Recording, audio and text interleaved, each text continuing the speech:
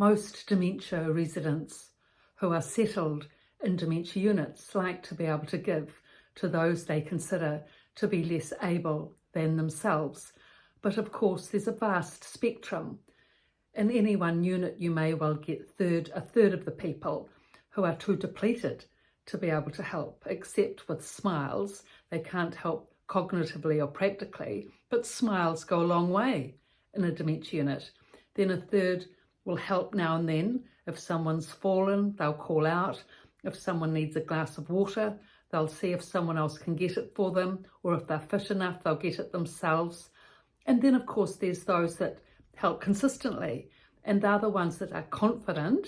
The ones that help consistently are the ones who are confident that they have something to give and cognitive enough to be able to communicate that. So there's a vast range within a dementia unit, and everyone gives of their own accord as best as they can. Though if a person's very depressed, as you know many can be in a dementia unit, especially when they first come into the unit, when they feel lonely and isolated, they haven't yet integrated into the community. With that depression, that of course depletes you, and it's very difficult to give, except in a diluted form if you're depressed. So you need to feel that you have something to give, and you need to be able to communicate that, and you need to be able to assess when to give. So all of these aspects come into play with dementia residents helping and supporting each other in their dementia community. But as long as the mood is stable and the person hasn't dropped right down into depression or escalated right up into anxiety, most people, unless physically very disabled and unless cognitively completely shut down, can give in some way to others in the dementia facility. And this goes a long way towards creating a warm and friendly dementia unit. Now, the thing really is that people need to accept that they are living in a dementia unit, really, before they can be in a position to be able to give. Because if they're not accepting that they're there, it's only temporary. I don't live here. I don't want to be here. I don't belong here. This is not my place.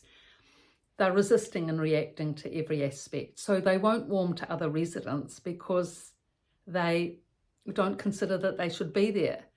There was actually one man who was in this position, and he was a very community-focused guy.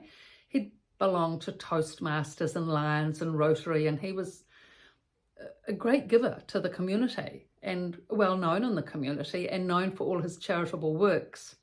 But when he came into the dementia unit, he completely denied the fact that he belonged there, denied the fact that he had a loss of memory, denied the fact that he had direction orientation loss, and was in a sense of constant anguish because of this. So even though he had been such a giving man all his life and had received awards for his work, once he was in the unit, he was unable to give of himself because he was emotionally unsettled. And that makes for a really distressing life, because it's only really when you settle and accept that you're in the place and can, build yourself back, in a sense, to a state of harmony and ease within yourself. And from that point, you can start to give again.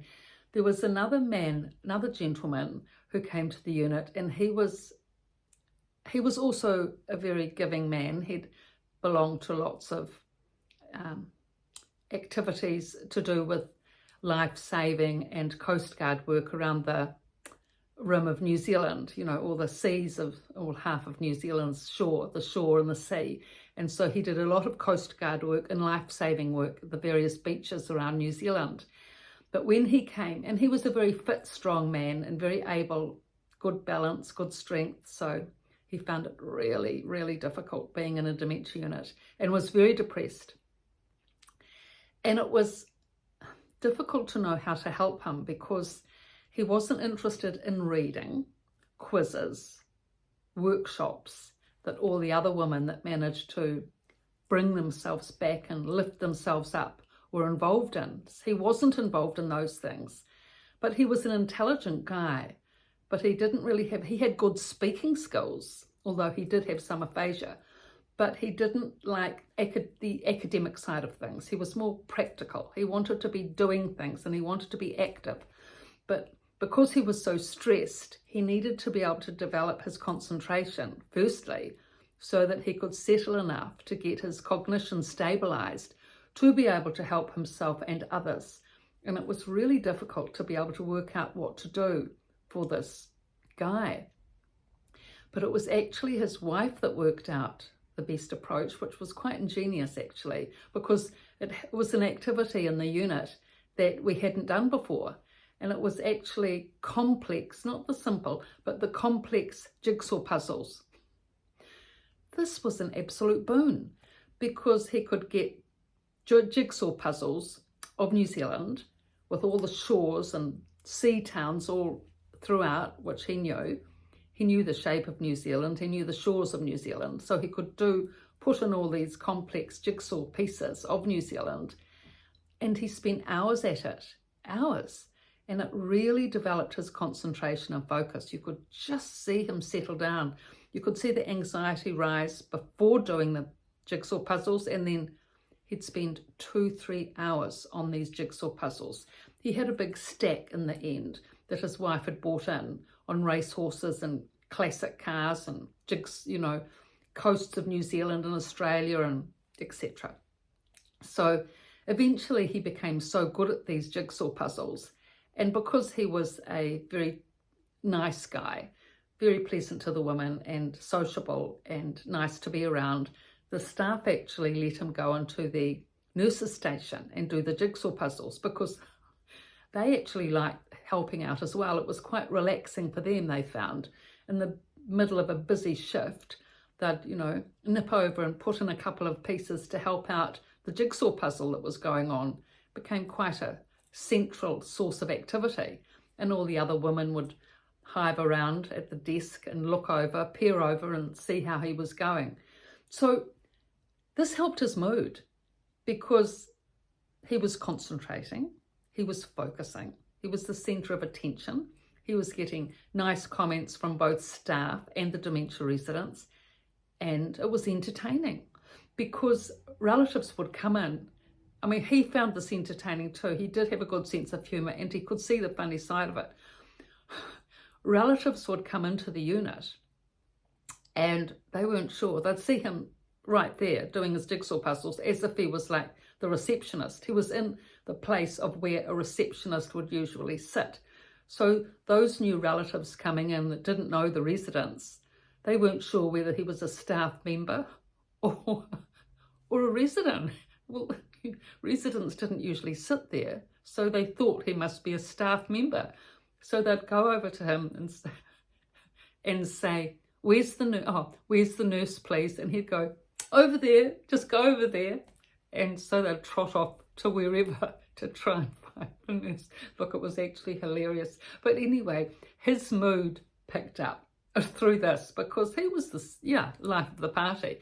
But no, with that, he still kept his cognitive concentration going. He knew he had to do that. He still kept focused on the jigsaw puzzle because it was that cognition which enabled him to settle his stress, his dementia stress. And he knew if he let himself become too gregarious, which he was inclined to do, then that stress could build back again. He was remarkable. So he helped a lot of women after that in many ways. He became the leader of the group. He became, the positive spokesman at activities. He helped all the women that were unwell. He completely lifted out of his depression and took on the community, the dementia community, as his cause to be able to uplift as he had been uplifted through these various measures. So I've written these 2 books, The Resident's Voice and The Resident's Rise, both from a dementia unit, both on Amazon and my website description below. Thank you for your supports and likes and comments, and please subscribe. Thank you.